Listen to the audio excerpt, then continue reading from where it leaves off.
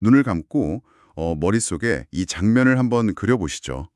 해가 막 지기 시작하는 해질녘, 아니면 그 동이 트는 이른 새벽에 붉게 물든 하늘입니다. 아, 벌써부터 그림이 되게 멋진데요? 그렇죠. 바람이 한 점도 없어서 바다 수면은 마치 거대한 거울처럼 엄청 잔잔하거든요. 근데 그 고요한 수면 위에 아주 작은 실루엣 하나가 떠 있는 겁니다. 작은 실루엣이요? 뭐 낚싯배 같은 건가요? 자세히 보면 배가 아니에요. 얇고 긴 널판지. 그러니까 바로 패들보드입니다. 그 좁은 보드 위에는 작은 쿨러가 하나 딱 놓여 있고요. 네. 여러 대의 낚싯대가 아주 정갈하게 세팅되어 있는 거죠. 그리고 한 사람이 그 위에서 두 발로 굳건히 서서 낚싯대를 들이우고 있습니다. 와, 널판지 위에서 서서 낚시를 한다고요? 맞아요. 경이로울 정도로 평화롭고 뭐랄까 완벽하게 대자연과 동화된 모습이거든요. 오늘 우리가 파고들 잔로들이 바로 이 충남 태안 바다를 배경으로 찍힌 놀라운 장면들을 담고 있습니다. 아, 태안이군요.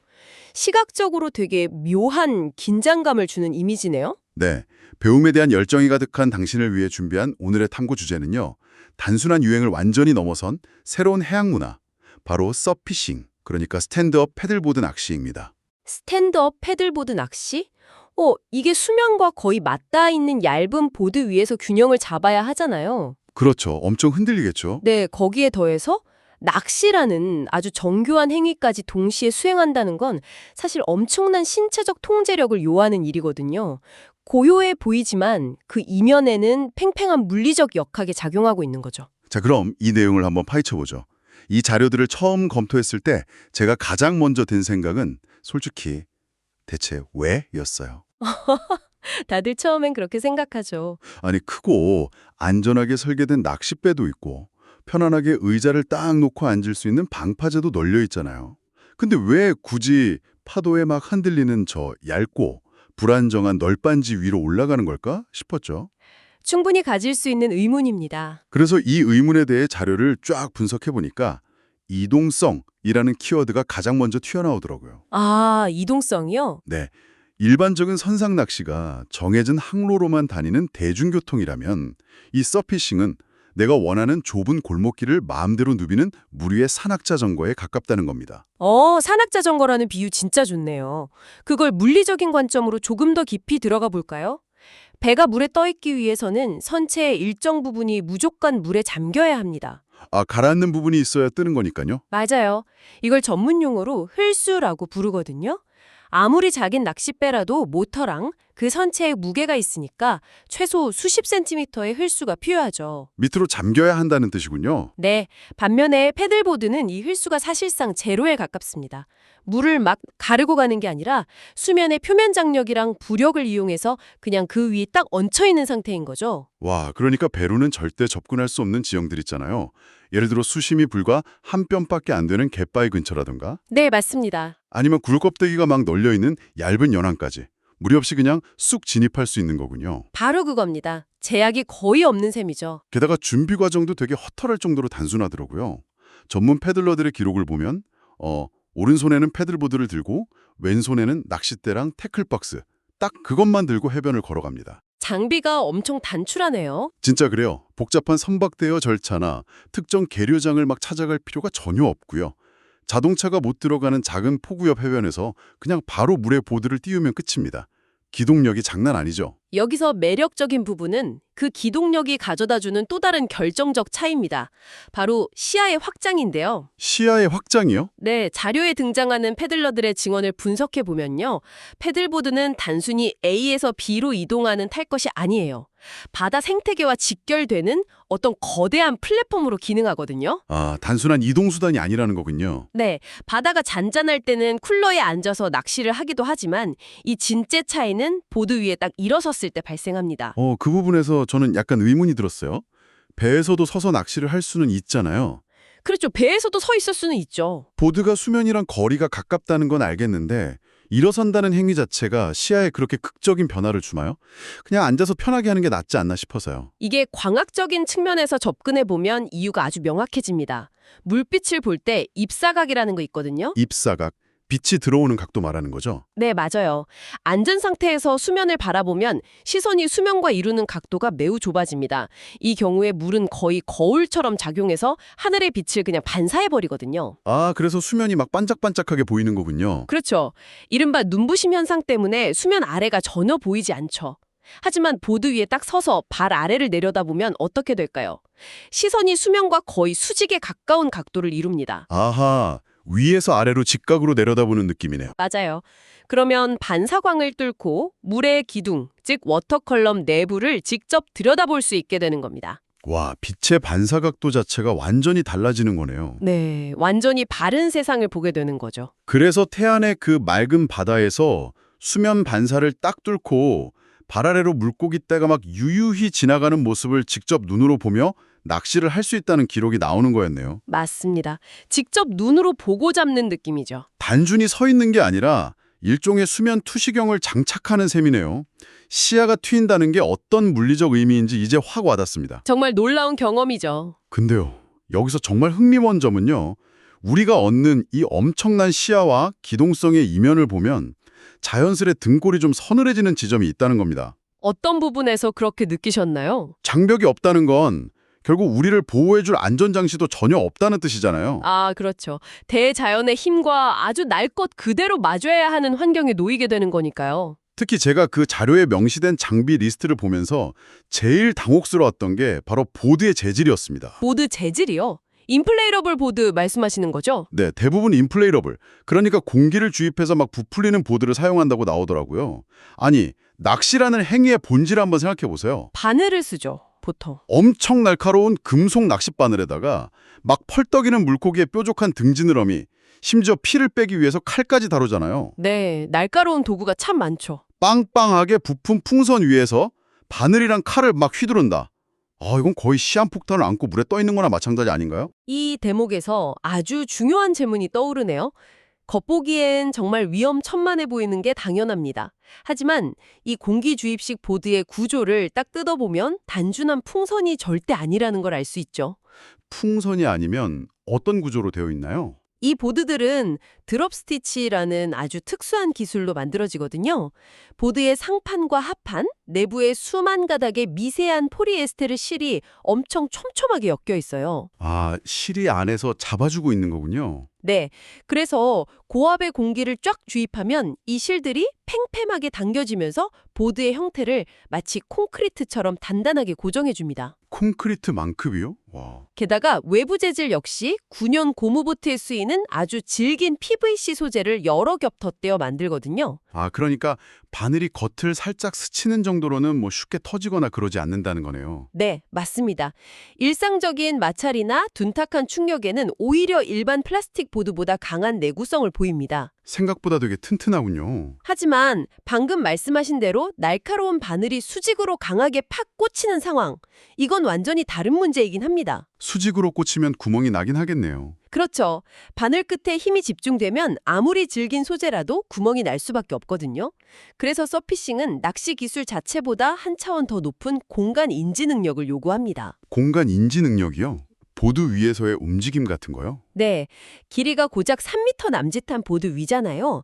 거기서 바늘이 보드를 찌르지 않게 캐스팅하는 궤적을 철저하게 계산해야 하고요. 아, 던질 때부터 조심해야겠네요. 그리고 낙은 물고기가 보드 위에서 날뛰지 않도록 뜰채 안에서 완벽하게 제압하는 요령이 몸에 배어 있어야만 합니다. 결국 낚시 실력보다 보드 위에서의 생존과 공간 관리가 최우선이라는 거네요.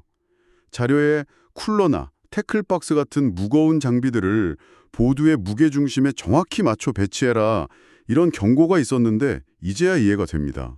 맞습니다. 아주 미세한 움직임에도 밸런스가 깨져서 보드가 확 뒤집힐 수 있거든요. 근데요, 보드 위에서의 장비 관리나 바늘 사고는 뭐 인간이 극도로 주의를 기울이면 어느 정도 통제가 가능하다고 쳐도요, 절대 통제할 수 없는 게 딱 하나 있잖아요. 아, 날씨 말씀이시군요. 네, 바로 날씨입니다. 바다에서 날씨, 특히 바람은 이 서피싱의 가장 치명적인 변수라고 할 수 있습니다. 엔진 달린 배야 바람이 막 불어도 출력을 팍 높여서 뚫고 나가면 그만이잖아요. 근데 보드 위에서는 오직 내 두 팔의 근력만으로 그 거대한 자연의 힘을 거슬러야 하니까요. 그쵸, 엔진이 없으니까요. 게다가 서서 낚시를 한다는 것에 유체역학적 의미를 생각해 보면 이건 꽤 무섭습니다. 평평한 물 위에 보드가 떠 있고 그 위에 성인 한 명이 꼿꼿이 서 있다. 이거 사실상 사람 몸 자체가 거대한 도세 역할을 하는 거 아닙니까? 아주 예리한 분석입니다. 실제로 유체역학에서는 이것을 풍암 밀림 현상이라고 부르거든요. 풍암 밀림이요. 바람에 밀린다는 뜻이죠. 네, 보드 하단이 물과 일으키는 마찰 개수보다 사람의 몸과 보드의 상단면이 바람을 맞으면서 발생하는 공기 저항이 훨씬 더 커지는 순간이 반드시 옵니다. 아, 물의 저항보다 바람의 저항이 더 세지는군요. 맞아요. 특히 태안이 있는 이 서해안은 지형적 특성상 늦가을부터 매서운 북서풍이 엄청 몰아치잖아요. 네, 서해 똥바람이라고 하죠. 맞습니다. 낚시의 집제를 하느라 패들링을 딱 멈춘 상태에서 이런 강한 바람을 맞으면요. 자신도 모르는 사이에 조류와 바람의 방향을 타고 순식간에 먼바다로 훅 밀려나게 됩니다. 와, 그러니까 자료에서 돌풍 예보가 있는 날은 무조건 피하고 바람이 완전히 죽은 맑은 날씨만을 골라야 한다. 이렇게 거듭 강조한 이유가 단순한 권장사항이 아니었네요. 네, 완전히 생명과 직결된 문제죠. 바람 다음으로 또 중요하게 등장하는 요소가 물때더라고요. 서해안의 조수간만 차이는 뭐 세계적으로도 엄청 유명하잖아요. 서해안 물때는 정말 복잡하고 변화무쌍하죠. 저는 처음에 이 자료를 보기 전까지는 당연히 물이 가장 많이 들어온 만조 시간대가 바닥의 암초를 피하기에 제일 안전할 거라고 짐작했어요. 수심이 깊어지니까요. 직관적으로는 누구나 그렇게 생각하기 쉽습니다. 수심이 깊을수록 보드가 바닥에 긁힐 확률이 확 낮아지니까 당연한 추론이죠. 근데 그게 아니라는 거죠. 네, 해양수산부의 조류 데이터랑 태안 지역의 해저 지형 자료를 교차 검증해보면 아주 흥미로운 사실이 드러납니다. 자료에서는 만조나 간조가 아니라 물이 중간쯤 막 밀려 들어오는 중들물 시간대를 최고의 골든타임으로 꼽고 있거든요. 수심이 제일 깊은 때가 아니라 물이 들어오는 중간 시점이라 이게 해양 생태계나 조류의 흐름 같은 거랑 연관이 있는 건가요? 정확히 보셨습니다. 바닷물이 가득 찬 만조 때는요. 물의 흐름이 딱 멈추는 정체기가 옵니다. 아, 물이 멈춰 있는 거군요. 반대로 물이 쫙 빠진 간조 때는 수심이 너무 얕아져서 서해안 특유의 막 날카로운 굴 껍데기 군락이나 갯바위가 수면 위로 싹 드러나게 됩니다. 보드 찢어지기 딱 좋은 환경이네요. 맞아요. 보드를 찢어놓을 위험이 극도로 커지죠. 하지만 물이 본격적으로 밀려 들어오는 중들물 시기에는 해수의 수평적 이동, 즉 조류의 흐름이 가장 강력하게 발생합니다. 아, 물이 엄청 활발하게 섞이는 시기군요. 그럼 조류가 그렇게 활발하게 움직이면 어떤 일이 생기나요? 강력한 조류는 바닥에 착 가라앉아 있던 플랑크톤이나 유기물들을 수면 위로 막 뒤섞어 놓거든요. 이게 바닷속 먹이사슬을 연쇄적으로 강하게 자극합니다. 플랑크톤이 떠오르면 작은 물고기들이 모이겠네요? 그렇죠. 작은 베이트피쉬, 그러니까 먹잇감 물고기들이 막 몰려들고요. 얘네를 사냥하기 위해서 큰 포식어종들의 활성도가 그야말로 폭발적으로 높아집니다. 와, 낚시하기 최고로 좋은 타이밍이네요? 네, 동시에 보드가 바닥에 암초에 긁히지 않을 만큼의 적당한 수심도 아주 부드럽게 확보가 되고요. 즉, 이 중들물은 안전한 수심과 가장 폭발적인 생태계의 움직임이 딱 교차하는 마법 같은 시간대인 겁니다. 진짜 놀랍네요. 그러니까 낚시채비를 챙기고 그 튼튼한 드롭 스티치 보드에 구화 펌프로 바람을 넣는 물리적인 수고는 뭐 기본이고요. 네, 기본 중에 기본이죠. 거기에 북서풍의 풍암 밀림 현상을 계산하고 서해안 해저 지역이랑 중들물의 조류 역학까지 다 꿰뚫고 있어야 한다는 거잖아요. 맞습니다. 알아야 할 게 정말 많죠. 이쯤 되면 이건 단순한 레저 취미가 아니라 해양학자랑 생존 전문가의 영역에 가까워 보입니다. 개인이 혼자서 이 수많은 변수를 다 통제하면서 바다에 나간다는 건 거의 뭐 자살행위 좀 느껴지는데요. 바로 그 지점입니다. 그 위험성과 복잡성이라는 거대한 장벽이 역설적이게도 아주 독특한 집단 행동을 유발하거든요. 집단 행동이요? 사람들이 모인다는 건가요? 인간은 개인으로서 대자연의 변수를 모두 감당하기가 너무 벅찰 때 생존을 위해서 필연적으로 연대하게 되어 있습니다. 자료에 등장하는 충남 태안의 말리포 해양 스포츠 클럽 사례가 바로 그 결정적인 증거죠. 저도 이 클럽 문화를 보면서 낚시계의 아주 오랜 고정관념에 완전히 깨지는 걸 느꼈습니다. 보통 낚시꾼들 보면 엄청 철저한 개인주의자들이잖아요. 낚시는 원래 혼자 하는 거라는 인식이 강하죠. 자신이 힘들게 발견한 비밀 포인트, 그 이른바 냉장고라고 부르는 것은 친아들한테도 절대 안 알려준다는 우스갯소리가 있을 정도니까요. 맞아요. 정보 공유를 극도로 꺼리죠. 근데 이 클럽에서는 정기적으로 회원들이 다 함께 바다로 나가고요. 오늘의 물때, 바람의 방향, 심지어 특정 물고기가 낚이는 위치 정보까지 엄청 투명하게 다 공유를 하더라고요. 이거 마치 IT 업계의 무슨 오픈소스 커뮤니티를 보는 것 같았습니다. 오픈소스 커뮤니티라는 표현이 아주 정확합니다. 이 집단이 형성되는 과정을 사회학적으로 가만히 들여다보면 정말 흥미로운 융합이 보이거든요. 어떤 융합이죠? 원래 태안바다에는 두 개의 완전히 분리된 부족이 있었습니다. 바람과 파도를 읽으면서 보드를 타는 서퍼들이 있었고요. 서퍼들, 네. 다른 한쪽에는 조류와 생태계를 쫙 읽으며 고기를 낚는 낚시꾼들이 있었죠. 이들은 같은 바다를 공유했지만 서로 교류하지는 않았습니다. 종목이 아예 다르니까요. 하지만 서피싱이라는 새로운 활동이 딱 등장하면서 서로가 가진 그 생존 지식의 교환이 필수 불가결해진 겁니다. 아하, 서퍼들은 낚시꾼들한테 패들보드의 유체역학적 특성이랑 그 거친 날씨를 견디는 조종수를 가르쳐주는 거고요. 그렇죠. 생존의 기술을 알려주는 거죠. 반대로 낚시꾼들은 서퍼들한테 서해안의 복잡한 조류 패턴이랑 해양 생물학적 지식을 전수해 주는 거군요. 네, 맞습니다. 지식을 나누지 않으면 당장 저 거친 바다에서 위험해질 수 있으니까 서로 살기 위해서 뭉친 거네요. 그럼 이 모든 게 대체 무슨 의미일까요? 이것을 더 큰 관점에서 연결해보면 이 커뮤니티는 단순히 취미를 공유하는 일반적인 동호회의 수준을 완전히 넘어섭니다. 생존이 걸려 있으니까요. 위험한 대자연 앞에서의 겸손을 배우고 철저한 안전을 최우선으로 삼으면서 바다의 흐름에 순응하는 방식을 집단 지성으로 터득해 나가는 과정이거든요. 와, 멋진 표현이네요. 저는 이 현상을 대한민국 연안에서 자생적으로 발현하고 있는 새로운 해양 문화의 진화라고 분석합니다. 자연을 억지로 정복하려 들거나 인간의 편의대로 통제하려는 게 아니라 철저하게 그 자연의 조건에 인간 스스로를 맞추고 그 거대한 흐름에 탑승하는 법을 연대를 통해서 배워나간다, 이런 거네요. 정확합니다. 오늘 분석한 자료들에 흩어져 있던 점들이 이제야 하나의 아주 뚜렷한 선으로 딱 연결되는 기분입니다. 결국 서피싱이라는 건 남들보다 더 크고 많은 물고기를 낚기 위한 효율적인 수단이 아니었던 거네요. 그렇습니다. 물고기는 이 복잡하고도 아름다운 과정 끝에 주어지는 어떤 작은 전리품 혹은 보너스에 가깝다고 봐야죠. 맞아. 핵심은 그 과정 자체에 있는 겁니다.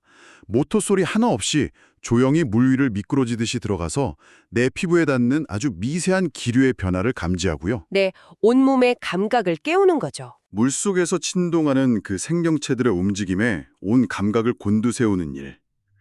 잔잔한 수면 위 두께가 불과 15cm도 채 안 되는 보드 하나를 매개로 해서 나와 저 거대한 해양 생태계가 직접 맞닿는 그 강렬한 연결감이 진짜 백인 거잖아요. 바로 그 연결감이 핵심입니다. 처음에 당신과 함께 머릿속에 그렸던 그 붉은 노을을 등지고 널빤지 위에 굳건히 서 있던 그 사람의 실루엣이 이제는 전혀 다른 무게감으로 다가옵니다. 그건 그냥 단순한 내저가 아니라 대자연 한가운데서 자신을 비우고 동화되는 일종의 명상이자 의식이었네요. 네, 거대한 엔진이나 철제 선체로 바다를 막 가르고 나가는 큰 배에서는 결코 얻을 수 없는 감각이죠. 스스로를 아주 작고 연약한 존재로 내어놓고 바다의 순리에 내 몸한 균형을 완전히 내맡길 때 비로소 얻어지는 역설적인 평화입니다. 이 방송을 듣고 계신 당신, 오늘 우리의 딥다이브를 마무리하면서 당신의 일상에 작은 돌을 하나 딱 던져보고 싶습니다. 어떤 질문일지 기대되네요. 우리는 지금 스마트폰 화면을 손가락으로 한 번 터치하는 것만으로 전 세계의 정보가 막 쏟아지잖아요. 알고리즘이 내 취향을 알아서 대신 분석해주고 육체적인 수고로움 없이도 모든 것이 즉각적으로 주어지는 극도의 편리함 속에 살고 있습니다. 네, 너무나도 안락한 시대죠. 그런데 이 철저하게 자동화된 현대사회에서 사람들은 대체 왜 굳이 서해안의 중돌물 조류를 막 계산하고 매서운 북서풍의 마찰 개수를 걱정하며 언제 터질지 모르는 좁고 불편한 보드 위에서 오직 자신의 코어 근육만으로 균형을 잡아야 하는 이 비효율적이고 원초적인 취미에 빠져드는 걸까요?